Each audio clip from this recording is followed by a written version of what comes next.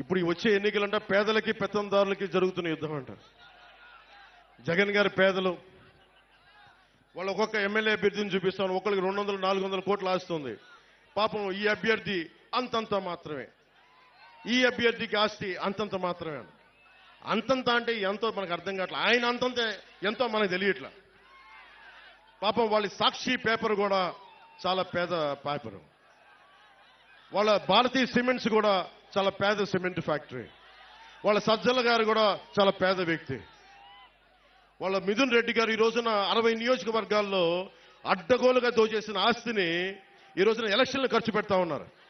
20,000 కోట్ల దోచేసిన జగన్ గారు కూడా చాలా పేదవాడు. మనమే పెద్దదాన్ని. 600 కోట్ల రూపాయలు సిద్ధం బోర్డులకే ఖర్చు పెట్టిన జగన్ గారు కూడా పాపం నిజంగా పేదవాడు. జేపీ వెంచర్స్ మనకు తీరాల్లో మన గ్రామాల్లో ఉన్న ఇసుకని మట్టిని దోచేసిన జేపీ వెంచర్స్ కూడా జగన్ గారి బినామీ కంపెనీలు, అవి కూడా పేద కంపెనీలే.